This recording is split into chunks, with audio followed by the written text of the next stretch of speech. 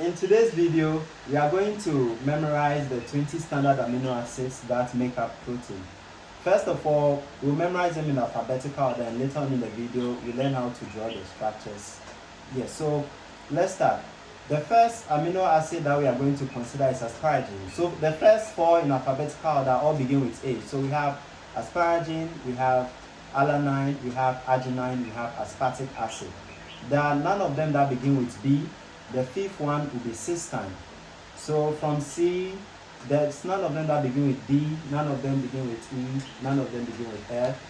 We have three of them that begin with G. That's glycine, glutamine, and then glutamic acid. Then the H, we have histidine. So from H, we have I, that is isoleucine. Then from I, none of them begin with J, none of them begin with K. For L, we have leucine, and then we also have lysine.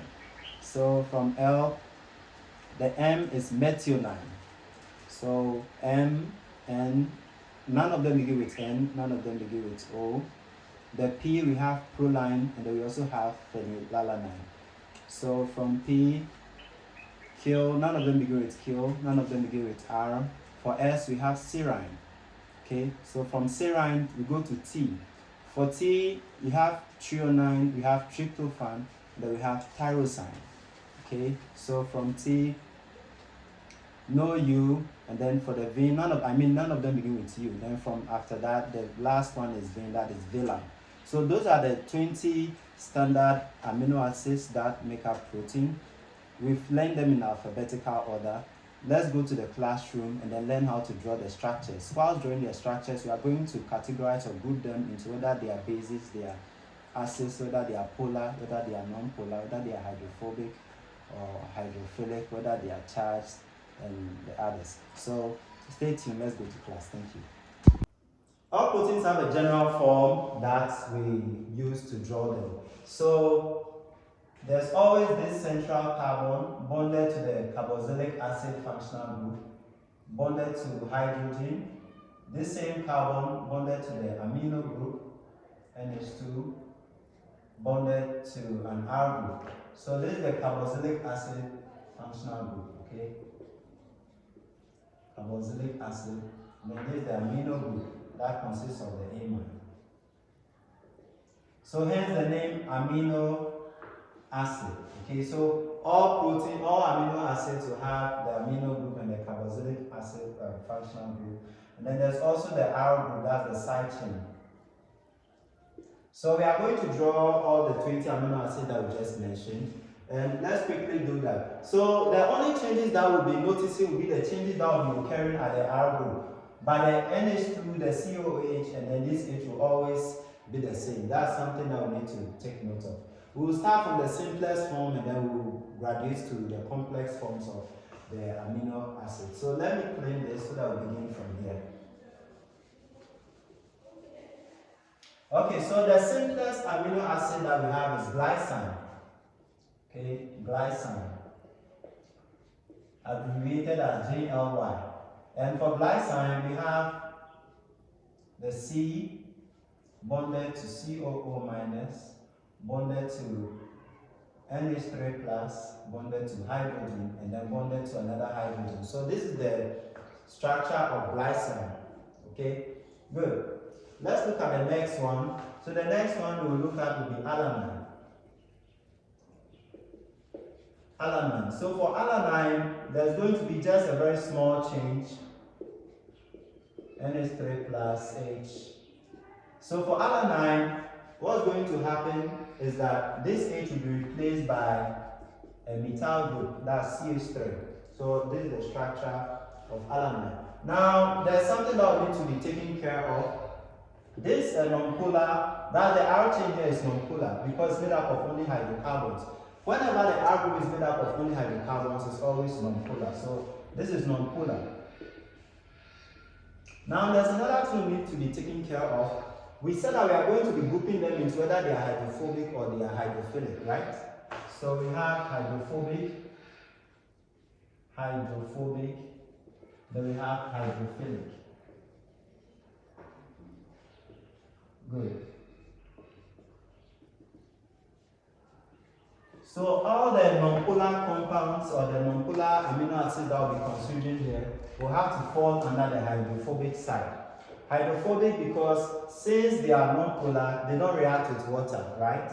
And because they don't react with water, they don't interact with water, we say that they are hydrophobic. And then the polar ones will be hydrophilic. That is, they have a high affinity or strong affinity for water, while the hydrophobic ones do not have an affinity for water. So all the polar ones will fall under hydrophilic, and then all the non-polar ones will fall under hydrophobic. That's another thing we need to take care of. Good, so we are done with Lysine, we are done with Alanine. Let's look at Valine. Okay, so for Valine, which is abbreviated as VAL, Alanine is ALA. For Valine, which is VAL, we have an H bonded to the C, bonded to the carboxylic acid functional group. Then we have the H3N plus, that's the amino group. And then this side, we have CH bonded to CH3, bonded to another CH3. Okay, now we can again see that the R group over here is made up of only hydrocarbons. And because it's made up of only hydrocarbons, this is also non-polar. And because it is non-polar, it will have to fall under the hydrophobic group. Let's look at the next one, that is Leucine. So for Leucine, we have carbon. We continue to draw the carboxylic acid functional group H. And then we have the H3N+, that's the amino group. Here we have a CH bonded to another CH, due to the CH2, here will be CH, bonded to CH3, CH3. Okay. Now carbon always forms 4 bonds around it. So in order for you to be sure whether what you've done is right, you should be looking at the bonds. So this carbon bonds upwards and below, that is 2 of them, then it bonds to 2 of the hydrogen atoms, that's 4 bonds around it. This carbon bonds, this carbon here bonds 1, 2, 3, and to this hydrogen 4. The methyl groups are all intact. So we can move on. So from Leucine, let's look at Isoleucine. So Isoleucine tries to look more like Valine, okay? So we have this, we have an H, we have a COO minus, we have H3N+, that's the amino group. We have a CH, so here will be CH3, CH2, CH3. Again, we can see that the R group here is made up of only hydrocarbons. So whenever it's made up of only hydrocarbons, then we say it is non-polar. Okay, good. Now, Isoleucine, the abbreviated form is ILE, and then for Leucine, the abbreviated form is LEU. And Leucine, can you guess whether it's going to be non-polar or polar? Yes, it's made up of only hydrocarbons, only hydrogen and carbon atoms. So it's also going to be non-polar. And since it's non-polar, it will have to be hydrophobic. So we are done with this. Let's move on to the next structures. I think the easiest way to go about this is that I'll just be maintaining the compounds like that. So let's do it this way. Allow me to clean this one from here. Good. So from Isoleucine, let's look at Serine. S-E-R-I-N-E. That's S-E-R. So for Serine, we have hydrogen here bonded to carbon, bonded to the carboxylic acid functional group, bonded to the amino group here. Now for Serine, below here, we have a methylene group, that's the CH2, bonded to OH, that's the hydroxyl group. So this is Serine, and this OH is made up of hydrogen bonds, and the hydrogen bonds are polar, right? Because hydrogen bonds are polar, Serine is a polar amino acid. And because it is a polar amino acid, it can interact or react with water, and so it would have to be hydrophilic. Let's move on to the next one after Serine. Let's look at Threonine. Let's look at Threonine. Threonine, the abbreviated form is THR. So for Threonine, we have a CH here, bonded to CH3, bonded to OH. Okay, and again, because of the hydroxyl group here, that makes it polar. So this will have to be a polar amino acid. and because of that, it will have to be hydrophilic. Let's move on to the next one. I would like to draw that here, so I'll change the name from here. From Threonine, okay, the next ones are really interesting. Let's do them this way. Let this be Methionine. Methionine. That is MET. And then let's make this become cysteine. Cysteine. Okay, that is CYS. Okay, so let's do it this way. Good. For cysteine, cysteine looks more like serine.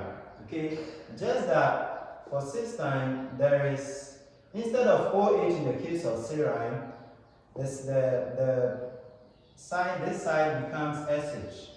That's what we call the thiol group. Okay, there's an introduction of the SH.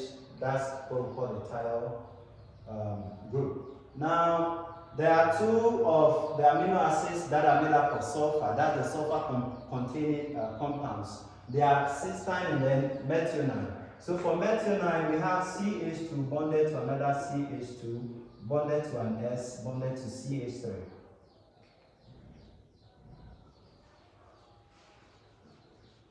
Okay, so this is the structure of methionine.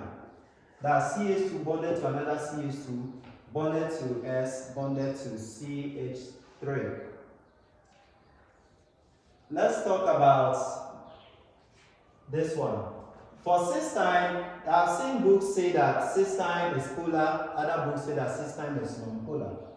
So I wouldn't want to talk about whether it's polar or non-polar. I want us to discuss the polarity of cysteine in the comment section. What do you think? Do you think that cysteine should be polar or non-polar?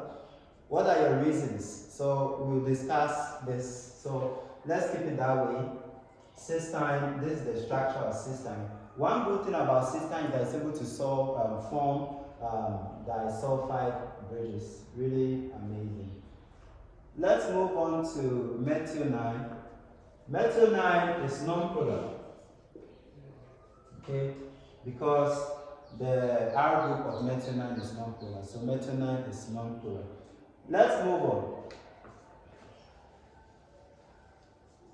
Let me use this side for the next ones. So from here, the next compound we want to be looking at is asparagine. Okay? Asparagine. Let's draw asparagine over here.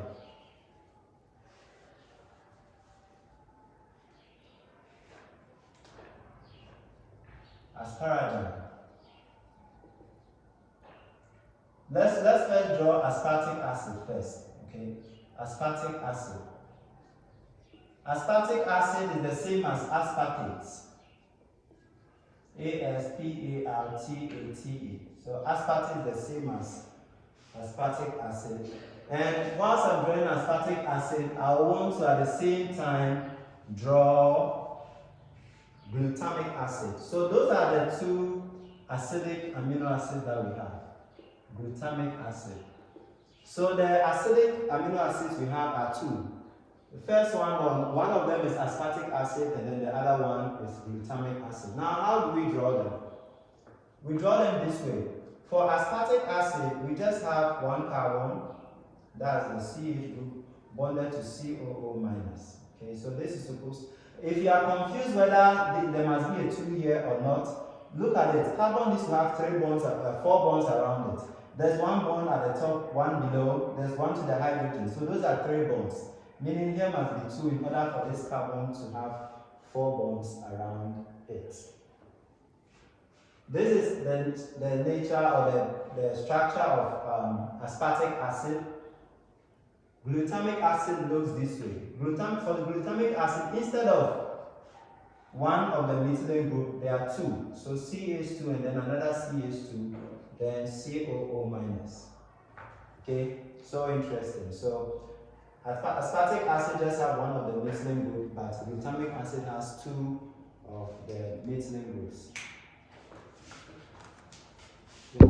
Let's draw the structure of asparagine and glutamine at the other side since there's no space down here. Let's quickly do this. Okay, so the structure of asparagine and glutamine are going to be very closer to that of aspartic acid and glutamic acid. The only difference is going to be that instead of the carboxylic acid functional groups here, we are going to replace them with the amide functional group for the glutamine. As the name goes, glutamine, right? Amide, glutamine, asparagine. So they are all made up of the amide functional group. Okay, good. Let's draw this. So let's start from asparagine. So for asparagine, that's ASN. Let's start with asparagine. So in order to draw asparagine, we first draw aspartic acid, right? That is HCOO minus, H3N plus. Then below, we'll draw the CH2 bonded to, instead of the carboxylic acid functional group, we'll bring a C, alright, but we'll doubly bond it here and then we'll singly bond it here. So this is how asparagine looks like, okay? And then it is polar. Polar because of the amide functional group there, and because of the nitrogen there, okay? Then let's look at glutamine. So glutamine is GLN. Let me use my black marker to draw this. So for glutamine, we also draw glutamic acid, that is H plus. No, not H plus. H bonded to this minus bonded to H3N plus. Then below, we have CH2 bond CH2 bond. Instead of the COO minus, we'll bring a C, we doubly bond it to O, we singly bond it to NH2. We introduce the amide functional group. So this is the structure of asparagine and then glutamine, and then they are all polar. Okay, they are all polar compounds, and because of that, they will have to be hydrophilic since they are polar. And then what that means is that they will be able to interact with water. Unlike the non-polar ones that do not interact with water, and because of that, we say they are hydrophobic. Now, let's go to, so the two that we just considered, the aspartic acid and the glutamic acid are all acidic amino acids. Now, let's look at the basic amino acids, okay? So the first basic amino acid we are going to consider will be lysine. Lysine. Then after lysine, we'll look at arginine. After lysine, we'll look at arginine. Okay, so let's start with lysine. So lysine, we have an H bonded to this, bonded to H3N plus. For lysine, there are going to be 4 methylene groups, okay, 4 methylene groups. So CH2 bonded to CH2, bonded to another CH2, bonded to another CH2. Now bonded to NH3 plus. Now this NH3 plus is what makes lysine basic. So lysine is a basic amino acid, okay. The NH3 plus is what makes it basic. What that means is that if you should dissolve lysine arginine, there are 3 basic amino acids, lysine arginine and then histidine. So if you should dissolve lysine arginine or histidine in water, the pH is going to be above 7. That's what tells us that it is basic. So this is the structure of lysine. Now for arginine, it looks a bit more like lysine, but there are some few differences here. H3N plus. Instead of 4 methylene groups, as in the case of lysine, arginine has 3 methylene groups. Okay. Now after the 3 methylene groups, it will be bonded to an NH. Not that alone, we bond it to a C. Not that alone, we doubly bond it to NH plus, NH2 plus. Then we simply bond this to NH2. So this is the structure of arginine. Okay, it has 3 methylene groups bonded to NH, bonded to C, bonded to NH2 plus, simply bonded to NH. And this makes it basic. So arginine is also basic. Now let's go and look at phenylalanine and then tyrosine before we come to histidine, which is also basic.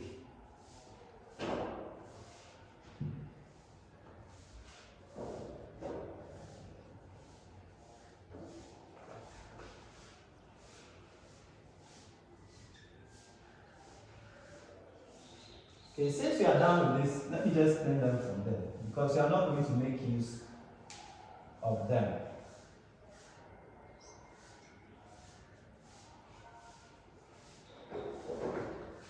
I really enjoy drawing some of the amino acids together because most of them resemble each other. For example, the one we are about to look at, we have Phenylalanine, right? And then we have Tyrosine. Phenylalanine and then Tyrosine.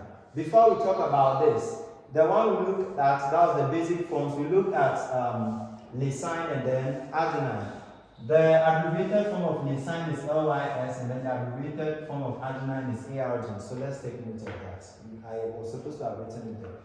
For Phenylalanine, it is PHE and then Tyrosine is TYR. Tyrosine looks very closer to phenylalanine, but there are some 1 or 2 differences. Let's look at that. So we still have an H. Even if you don't know how to draw any of the amino acids, you should know that this is the basic structure. This before the R group, right? So we also have to maintain this here, minus H3N plus. Now, for phenylalanine, we introduce the benzene ring, okay? So CH2 bonded to the benzene ring.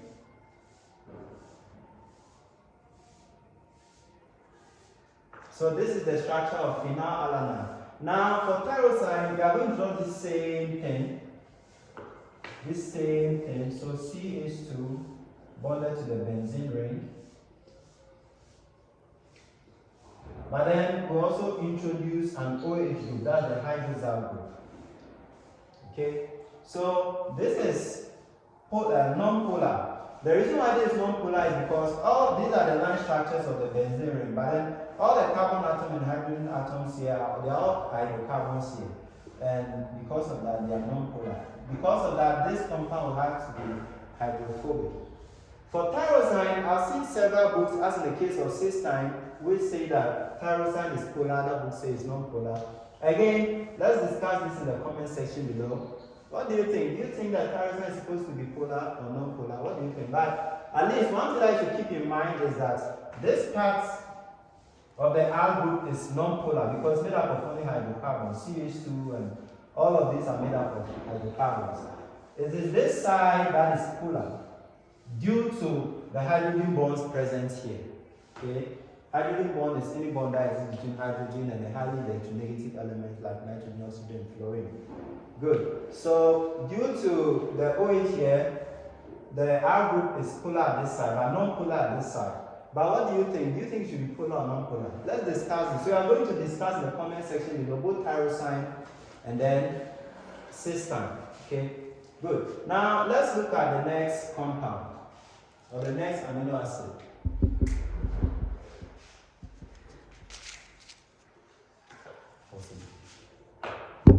Okay, so we are done with 17, we are left with 3 to go. The 3 that we have to go are tryptophan, histidine, and then proline. So let's consider proline first. Proline is a very weird amino acid because its structure looks quite weird. So proline is PRO. We always have an H bonded to COO minus. But for proline, what happens here is that we have a 5-ring compound here bonded to nitrogen. And this nitrogen is bonded to a hydrogen. Then it's charged. So this is the structure of proline. And proline happens to be non-polar. Non-polar because although there's nitrogen here, there are more non-polar bonds compared to the polar bonds that exist here. Because of that, proline in a nutshell is considered to be a non-polar amino acid. The next amino acid we'll be looking at is tryptophan. Tryptophan. That is TRP. Excuse me, this side the hydrogens are 2 here, so H bonded to another H. Yeah, that is it. So for tryptophan, we will still have this bonded to COO minus, bonded to H3N plus. Now we'll introduce ourselves to the aromatic ring. We have a 5-member ring here. 1, 2, 3. Let's do it this way. 5. 1, 2, 3, 4, 5. So we have a 5-member ring here. Then it will be bonded to another 6-member ring. Now for this 5-member ring, we have a nitrogen here. Nitrogen bonded to hydrogen at this side. Then there's a double bond over here. So this is the structure of tryptophan. And tryptophan is also considered to be non-polar. But it contains the aromatic ring, okay? So it will be an aromatic amino acid. The reason why it's considered to be non-polar, although there's a nitrogen there, is because there are more non-polar bonds compared to the polar ones. Okay. So the final one we'll be looking at is histidine. Histidine. This nitrogen has a lone pair of electrons here. Let's draw histidine over here. So histidine is the basic.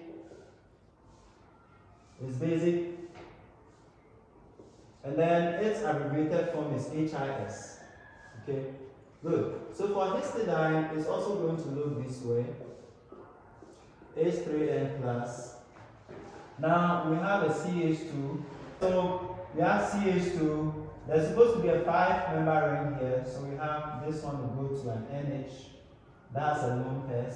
There'll be a double bond here. This one will go to another NH. But then this NH is charged. There will be a double bond down here. Oh, this bond is supposed to come inside. Good. So this is the structure of histidine. Now, this side makes histidine basic, okay? And then it's also charged. So there are 3 basic amino acids. We have histidine, lysine, and then arginine. The acidic ones, we have the 2 that we looked at, that's aspartic acid and then glutamic acid.